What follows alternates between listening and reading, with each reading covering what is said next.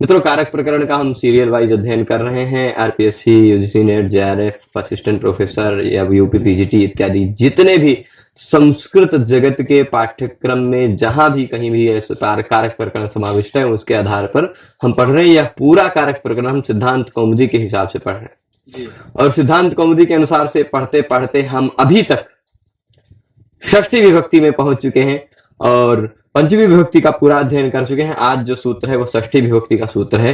वो कह रहेगा, क्या कह रहा है वो सूत्र? षष्ठी शेषे। क्या कहेगा सूत्र? इस सूत्र का तात्पर्य आप समझिएगा, षष्ठी शेषे। इसका तात्पर्य होगा कि शेष यानी जो प्रातिपदिक इत्यादि अर्थों से भिन्न है, ऐसे शेष में षष्ठी विभक्ति होगी। शेष का मतलब क्या होता है, पहले आप ये बताएं। थोड़ा सा सोचेंगे तो आपको पता चलेगा शेष होता क्या है ना। षष्ठी शेषे कहे तो रहे, पर ये शेष होता क्या है, इसको यदि मैं बता दूं आपको तो भाई, शेष मतलब होता है कारक प्रातिपदिकार्थ व्यतिरिक्त।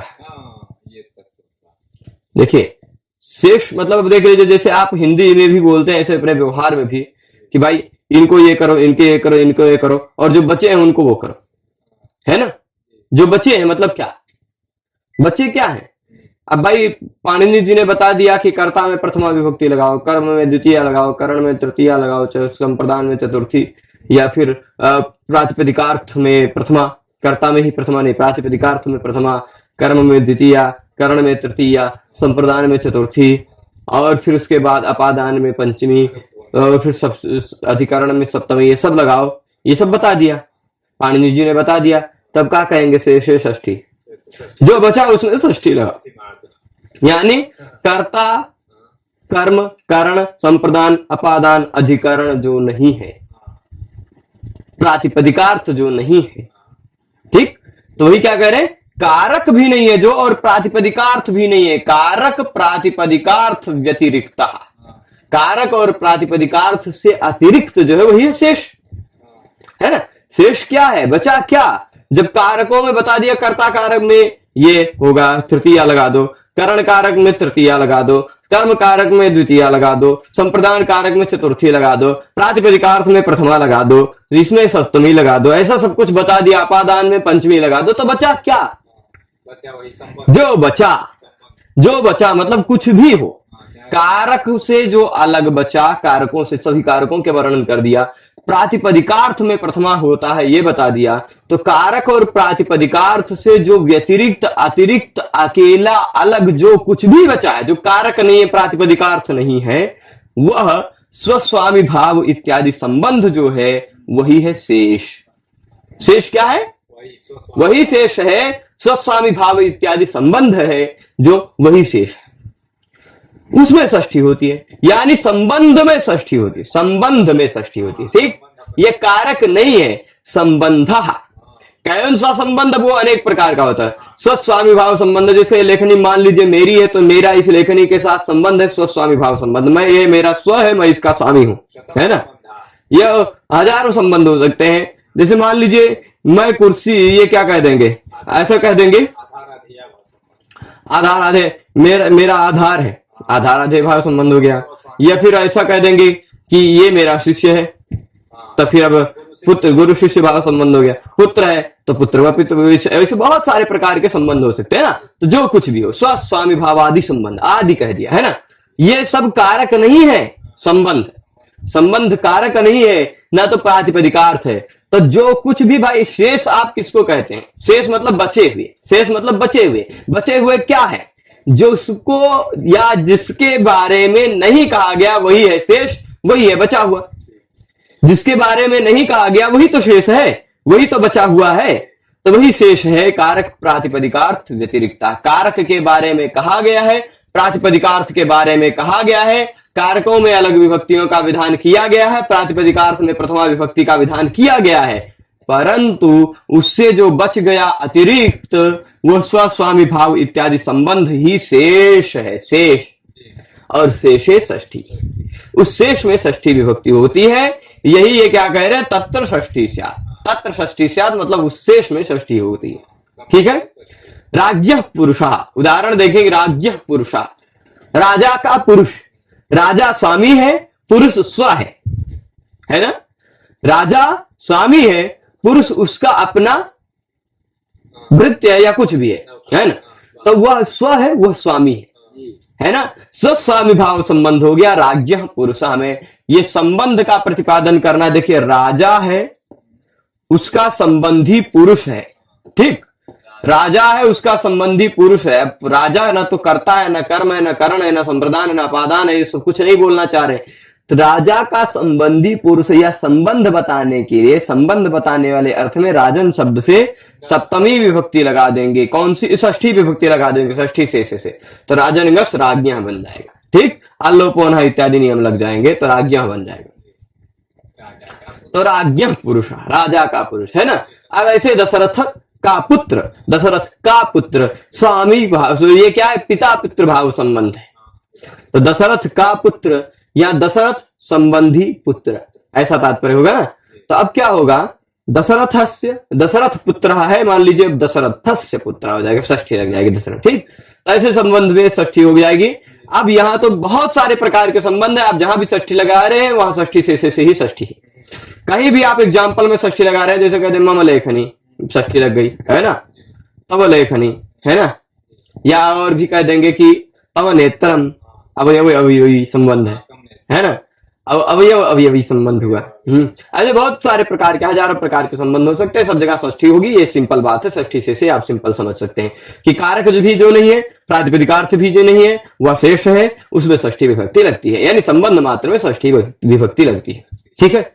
अब अगली बात, कारक से प्रातिपदिकार्थ से अतिरिक्त में षष्ठी विभक्ति लगती है, ये बात तो पच गई यहां तक।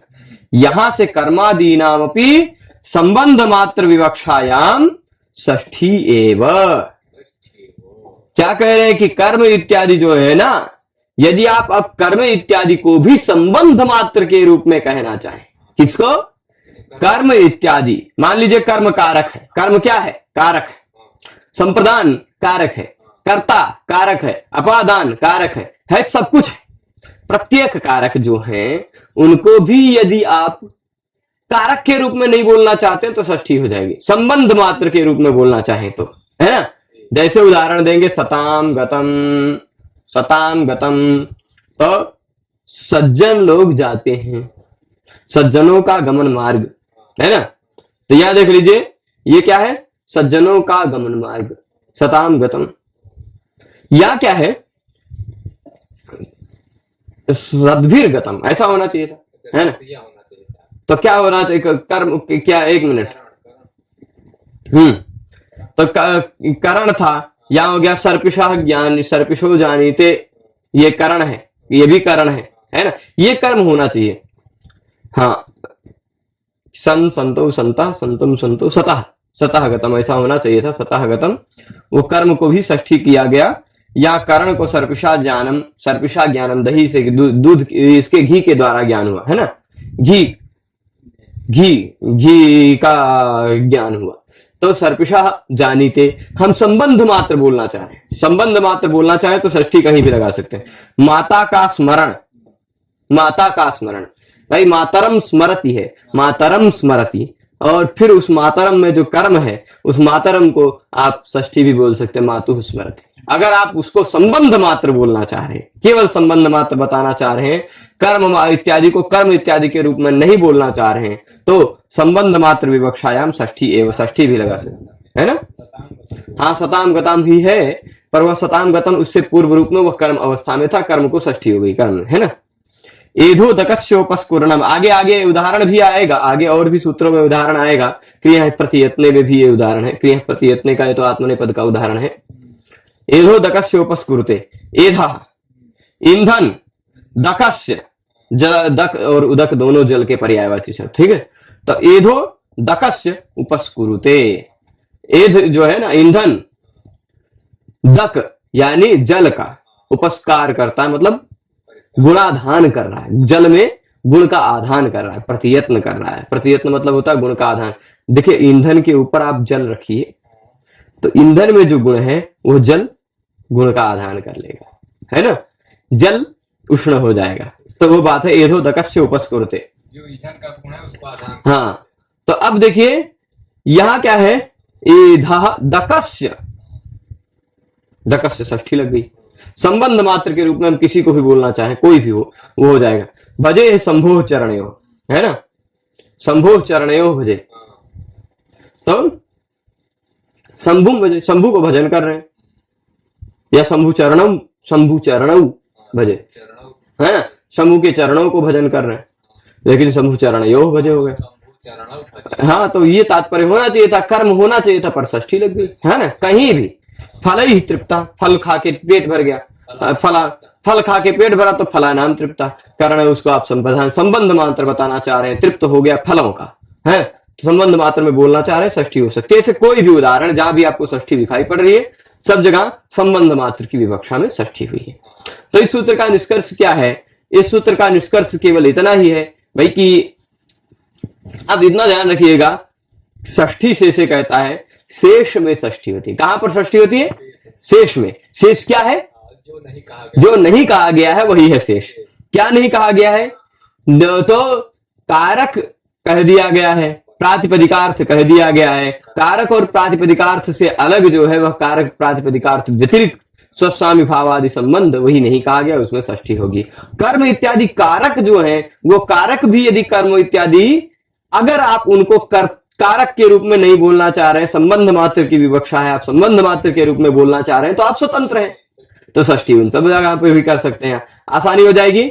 तो इस पाठ में षष्ठी से सूत्र के पाठ में हम इतना ही रखते हैं। एक एक सूत्र थोड़ा थोड़ा छोटे छोटे पाठ में देखेंगे तो सभी विषय समझ में आएंगे। अग्रिम पाठ में आगे के सूत्रों को देखेंगे। आप सभी लोग इस पूरे पाठ में जुड़े रहे, इसके लिए आप सभी को बहुत बहुत धन्यवाद। फिर मिलते हैं अग्रिम पाठ में। नमः संस्कृताय।